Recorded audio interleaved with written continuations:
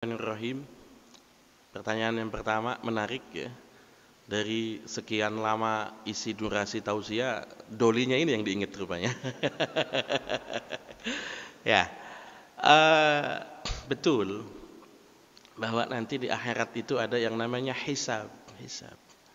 Hisab itu hitung-hitungan, yang semua hal dipertanggungjawabkan. Itu betul. Ya. Tapi saya bukan panitianya. Gitu, ya. Dan ada satu kaidah itu bilangnya nahnu nahkumu bizzawahir. Kami hanya menghukumi berdasarkan apa yang nampak. Repot sekali kalau kita harus tahu sumbernya, repot. Contoh, Bapak makan di rumah makan, pesen ayam goreng. Kan kita nggak nanya tuh motongnya di mana, nggak. Kita makan saja. Ayamnya memang halal begitu kan. Tapi kalau memang kita mau tahu sumbernya kan kita nanya. Nih ayamnya motong di mana? Yang motong siapa? Kira-kira ayamnya sudah dibayar lunas apa belum? Kan begitu. Kan tidak. Yang kita lihat apa yang nampak.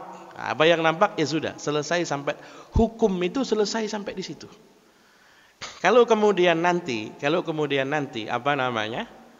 Ada yang tidak beres di jalur sirkulasi itu, maka pendosanya itu kan yang bersalah, pendosanya. Misalnya ternyata ayamnya ayam tiren. Ayamnya ayam bangkai misalnya kan. Tapi kan kemudian juga pedagangnya apa namanya? Pemilik restoran juga nggak tahu. Pedagangnya nggak tahu, suppliernya yang tahu, ya suppliernya yang dosa, kan seperti itu. Kecuali kalau sejak awal pemilik restorannya ngomong, saya pesan yang tiren-tiren aja deh. Ah ini baru kemudian pemilik restoran yang berdosa, kan begitu. Ya. Maka disebut bahwa apa? Al halal bayyinun wal haram bayyinun. Yang halal jelas, yang haram juga jelas. Yang belum jelas itu disebutnya syubhat, abu-abu.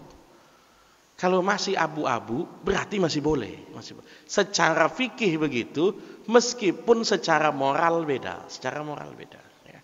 Secara fikih begitu, meskipun secara moral itu beda. Jadi kalau secara fikih, selagi belum jelas sumbernya apa, kita punya husnuzan bahwa orang ini punya sumber yang halal, nggak ada masalah. Saya contohkan. Ada orang bandar narkoba, penadah barang curian, misalnya, bandar judi online, germok juga, tapi punya kontrakan. Kemudian memberikan kita uang.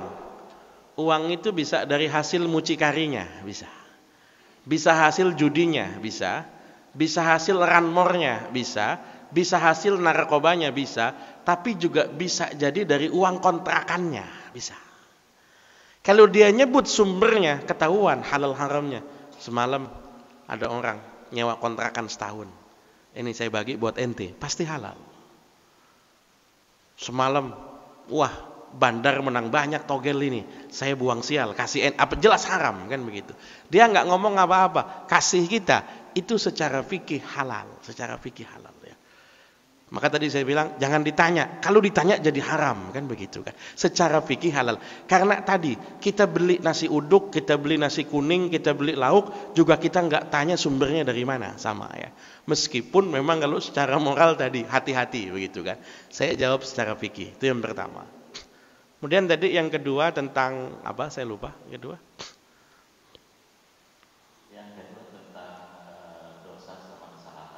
Oke, dosa sama kesalahan. Betul, dosa itu dimensinya adalah hukum, syariat, kalau dosa. Kalau kesalahan itu dimensinya moral. Kalau kesalahan dimensinya moral. Maka nanti ada prioritas. Saya kasih contoh misalnya begini. Bapak sholat, ketika sholat dipanggil sama ibunya. Jawab panggilan ibu berarti membatalkan sholat. Meneruskan sholat berarti mengabaikan panggilan ibu. Kira-kira bapak pilih yang mana? Yang meneruskan sholat, apa yang jawab panggilan ibu? Kira-kira. Jawabnya kok si malakama kayaknya. Jawab panggilan ibu dianggap tidak patuh pada Allah, kok nerusin sholat dianggap khusyuk bener gitu kan ya. Oke. Ulama nanti bilang di kasus yang semacam ini kita akan lihat sholatnya sholat sunnah atau sholat fardu. Kalau sholatnya sholat fardu, lanjutkan saja sholatnya sampai kemudian salam, baru cepat-cepat ngomong sama ibunya minta maaf. Saya tadi habis sholat. Tapi kalau sholatnya sholat sunnah, batalkan sholatnya. Kalau kita yakin ibunya marah, batalkan sholatnya. Ya. Kenapa? Karena nanti kita paham ridhonya Allah ada dalam ridhonya orang tua. Semacam itu. Jadi kalau dosa kaitannya adalah hukum, tapi kalau kesalahan kaitannya moral. Mudah-mudahan bisa dipahami.